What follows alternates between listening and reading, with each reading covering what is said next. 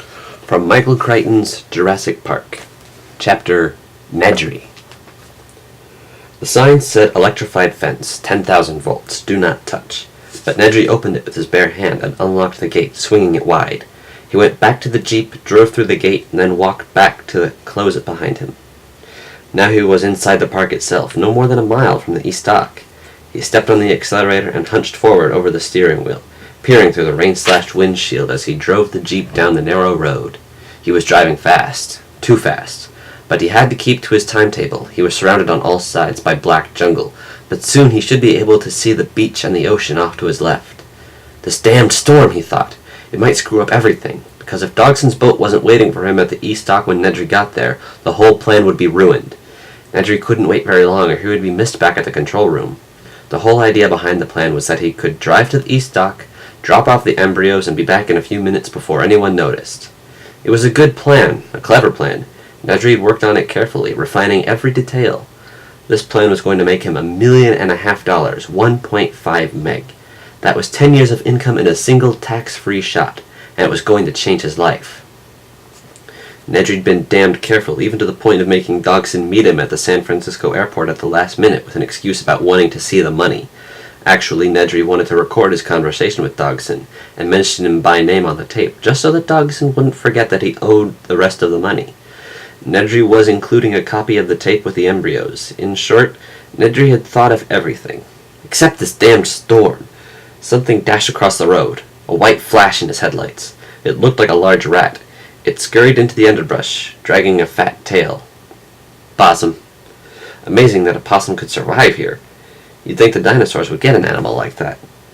Where was that damn dock? He was driving fast, and he'd already been gone 5 minutes. He should have reached the east dock by now. Had he taken a wrong turn? He didn't think so. He hadn't seen any forks in the road at all. Then where was the dock? It was a shock when he came around the corner and saw that the road terminated at a gray concrete barrier, 6 feet tall and streaked dark with rain. He slammed on the brakes and the jeep fishtailed, losing traction in an end-to-end spin, and for a horrified moment he thought he was going to smash into the barrier. He knew he was going to smash, and he spun the wheel frantically and the jeep slid to a stop, the headlamps just a foot from the concrete wall. He paused there, listening to the rhythmic flick of the wipers. He took a deep breath and exhaled slowly. He looked back down the road. He'd obviously taken a wrong turn somewhere. He could retrace his steps, but that would take too long. He better try and find out where the hell he was. He got out of the jeep, feeling heavier raindrops spatter his head. It was a real tropical storm, raining so hard that it hurt. He glanced at his watch, pushing the button to illuminate the digital dial.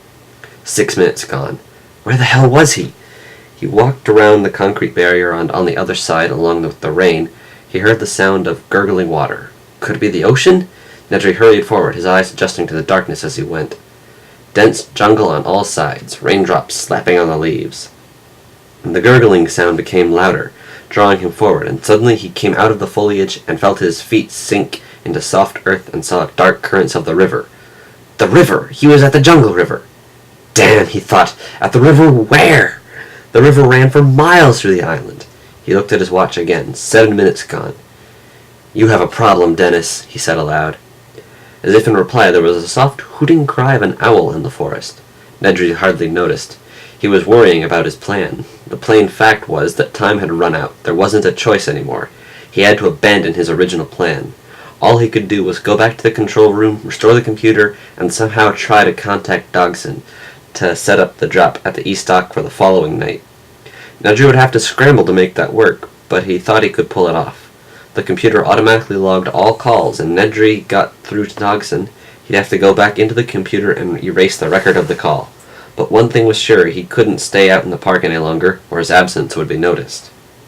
Nedry started back, heading toward the glow of the car's headlight. He was drenched and miserable. He heard the soft hooting cry once more, and this time he paused. That hadn't really sounded like an owl, and it seemed close by, in the jungle somewhere, off to his right. As he listened, he heard a crashing sound in the underbrush. Then, silence. He waited, and heard it again. It sounded distinctly like something big moving slowly through the jungle toward him. Something big. Something near. A big dinosaur. Get out of here. Nedry began to run. He made a lot of noise as he ran, but even so he could hear the animal crashing through the foliage and hooting. It was coming closer, stumbling over tree roots in the darkness, clawing his way past dripping branches. He saw the jeep ahead, and the lights shining around the vertical wall of the barrier made him feel better. In a moment he'd be in the car, and then he'd get the hell out of here. He scrambled around the barrier, and then he froze. The animal was already there. But it wasn't close. The dinosaur stood 40 feet away, at the edge of the illumination from the headlamps. Nedry hadn't taken the tour, so he hadn't seen the different types of dinosaurs, but this one was strange-looking. The 10-foot-tall body was yellow with black spots, and along the head ran a pair of red V-shaped crests. The dinosaur didn't move, but again gave its soft, hooting cry. Nedry waited to see if it would attack. It didn't. Perhaps the headlights from the jeep frightened it, forcing it to keep its distance, like fire. The dinosaur stared at him and then snapped its head in a single swift motion. Nedry felt something smack wetly against his chest. He looked down and saw a dripping glob of foam on his rain-soaked shirt. He touched it curiously, not comprehending. It was spit. The dinosaur had spit on him. It was creepy, he thought. He looked back at the dinosaur and saw the head snap again, and immediately felt another wet smack against his neck, just above the shirt collar. He wiped it away with his hand. Jesus, it was disgusting, but the skin of his neck was already starting to tingle and burn, and his hand was tingling too. It was almost like he had been touched with acid. Nedry opened the car door, glancing back at the dinosaur to make sure it wasn't going to attack, and felt a sudden excruciating pain in his eyes, stabbing like spikes into the back of his skull. And he squeezed his eyes shut and gasped with the intensity of it, and threw his hands to cover his eyes and felt a slippery foam trickling down both sides of his nose. Spit. The dinosaur had spit in his eyes. Even as he realized it, the pain overwhelmed him, and he dropped to his knees, disoriented, wheezing. He collapsed onto his side, his cheek pressed to the wet ground, his breath coming in thin whistles through the constant, ever-screaming pain that caused flashing spots of light to appear behind his tightly shut eyelids.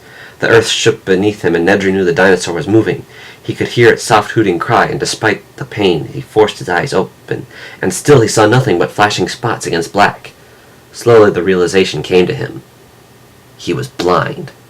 The hooting was louder as Nedry scrambled to his feet and staggered back against the side panel of the car, as a wave of nausea and dizziness swept over him. The dinosaur was close now. He could feel it coming close. He was dimly aware of its snorting breath, but he couldn't see. He couldn't see anything, and his terror was extreme. He stretched out his hands, waving them wildly in the air to ward off the attack he knew was coming. And then there was a new searing pain, like a fiery knife in his belly, and Nedry stumbled, reaching blindly down to touch the ragged edge of his shirt, and then a thick, slippery mass that was surprisingly warm. And with the horror, he suddenly knew he was holding his own intestines in his hands. The dinosaur had torn him open. His guts had fallen out. Nedry fell to the ground and landed on something scaly and cold. It was the animal's foot, and then there was a new pain on both sides of his head. The pain grew worse, and he was lifted to his feet. He knew the dinosaur had his head in his jaws, and the horror of that realization was followed by a final wish that it would all be ended soon.